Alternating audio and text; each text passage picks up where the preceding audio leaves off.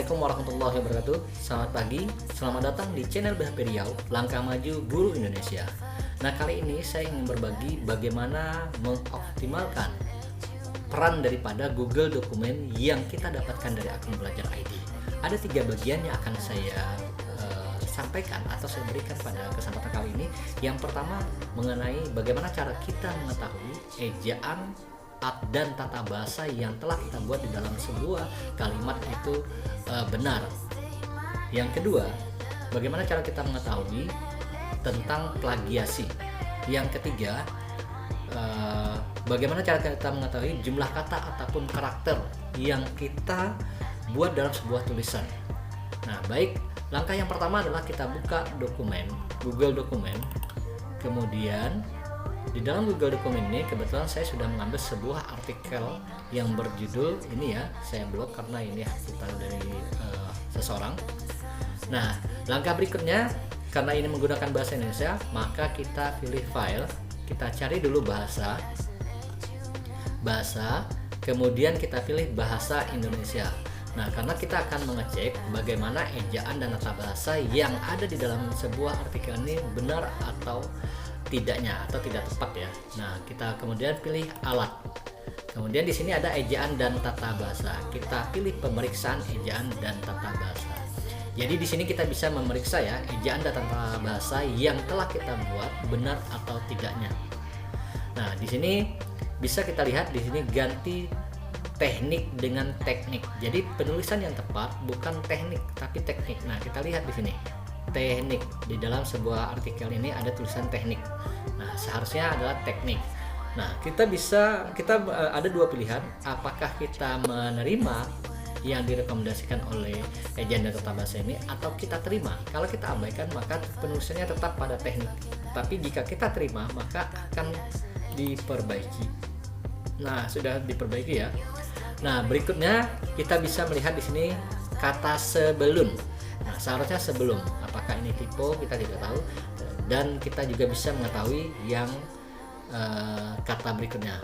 Nah, bisa dilihat ya, yang di blok warna ini. Nah, itu berarti bagian-bagian yang tidak tepat. Nah, jadi kita bisa melihat bagian-bagian kata yang mana yang tidak tepat dalam proses penulisan. Nah, kalau kita ingin mengganti maka silahkan diterima saja. Oke, untuk bagian kedua kita akan mengecek apakah sebuah paragraf atau artikel ini ada plagiat atau tidaknya. Nah, caranya adalah kita blok. Nah, di sini mungkin saya blok semua. Kemudian klik add-on. Nah, di sini saya sudah punya Plagium, aplikasi tambahan yang bisa kita includekan kepada Google Dokumen. Nah, di sini sudah ada Plagium, tetapi kalau Bapak dan Ibu para pejuang pendidikan belum ada, maka kita dapatkan add-on. Kita klik dapatkan add-on. Nah, kemudian kita ketikkan saja Plagium. Plagium ini adalah salah satu aplikasi yang bisa mengecek kebenaran atau persentase berapa persen pengutipan yang kita ambil dengan kalimat yang sama. Nah, kemudian enter. Nah, kemudian klik ini. Nah, di sini karena saya sudah menginstal Plagium, maka di sini tertulis uninstall. Kalau Bapak dan Ibu belum pernah menambahkan atau menginstal, maka di sini adalah add. Jadi kita tambahkan add gitu. Oke. Kembali kita kepada add-on. Nah, kalau kita sudah menambahkan maka di sini akan muncul Plagium. Baru kita cek selection.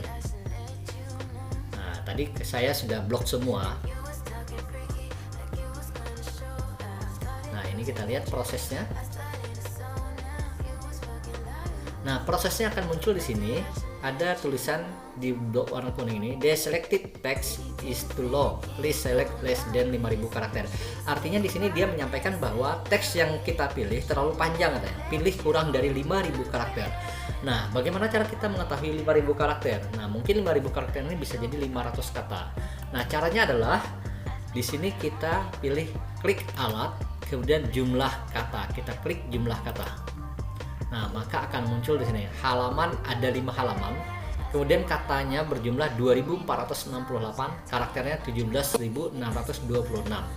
Kemudian karakter yang tidak termasuk spasi yaitu 15.226. Nah, karena ini saya blok semua, maka akan muncul jumlah keseluruhan totalnya. Nah, kemudian ketika kita ingin mengetikkan supaya kita tidak cek-cek seperti ini lagi, kita checklistkan saja, tampilkan jumlah kata saat mengetik, baru oke. Nah, di sini akan muncul ya. Nah, di sini ada tanda panah, kita klik, maka akan muncul penjelasan secara rinci terkait jumlah baik itu kata, karakter, kemudian spasinya akan muncul. Oke. Nah, karena tadi 5.000 karakter, maka coba kita ambil dari sini saja. Nah, kita contoh ambil di bagian abstraknya saja. Bagian abstrak sampai di bagian, kita lihat bagian pada siklus 2. Nah, di sini. Di sini yang kita blok jumlahnya adalah 193 kata. Nah, jadi 193 kata dari 2468. Nah, karakter yang kita blok ini adalah 1426. Jadi di bawah daripada 5000. Oke, setelah kita blok ini baru kita klik add on, cari plugin. Nah, baru cek selection. Kita lihat masih berproses, biarkan dia berproses lebih dulu. Nah, ini salah satu cara kita mengecek apakah tulisan yang telah dibuat oleh seseorang ini mengandung unsur plagiat atau tidak, dan berapa persentase plagiatnya. Nah, biasanya kalau pada saat saya membuat tesis kemarin hanya boleh maksimal itu 20% plagiasinya. Jadi scan plagiasinya persentasenya hanya 20%. Nah, di sini kita lihat berapa persentasenya.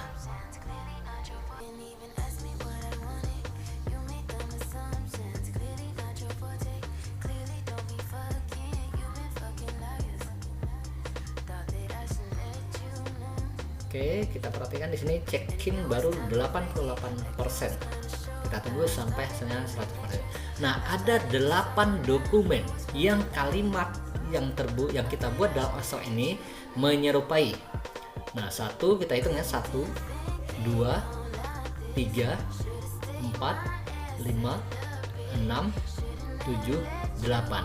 Nah, 8 dokumen ini atau 8 artikel ini memiliki judul yang berbeda, tetapi muatan kalimatnya sama di dalam sebuah artikel ini. Nah, persentase bisa kita lihat di sini ada 99,4% plagiatnya. Kemudian di sini ada 78,1%, kemudian di sini ada 21,3%, kemudian di sini ada 21,1%, kemudian 18%, 11. Nah, bisa kita lihat. Nah, kita ambil salah satunya saja, kita ngecek di yang sekitar 21 ini. Nah, bisa kita ambil yang 21. Nah, bisa kita lihat ya di mana saja plagiatnya. Nah, di sini yaitu pada kata teknik analisis sampai verifikasi. Nah, itu plagiatnya. Jadi ya yang lain karena kita tidak blok, maka kita hanya memblok bagian yang abstrak saja. Jadi yang plagiatnya ini kata teknik analisis data yang digunakan dilakukan dengan cara reduksi penyajian, kemudian dilanjutkan dengan mengambil kesimpulan lalu verifikasi. Oke, mungkin ini mudah-mudahan ini bisa bermanfaat karena scan plagiasi ini sangat penting sekali ketika kita mencek sebuah artikel ataupun kalimat ataupun paragraf, apakah kalimat yang kita buat ini murni dari kita atau kita mengambil dari kalimat tetapi tidak kita perbaiki atau kita edit dengan bahasa kita sendiri. Nah, mudah-mudahan ini bermanfaat bagi teman-teman semua para pejuang pendidikan untuk sekolahnya. Jika ini bermanfaat, silahkan Bapak dan Ibu share, like, komen, dan subscribe. Mudah-mudahan ini bisa bermanfaat bagi Bapak dan Ibu, dan saya juga akan lebih semangat memberikan tutorial berikutnya kepada Bapak dan Ibu. Assalamualaikum warahmatullahi wabarakatuh.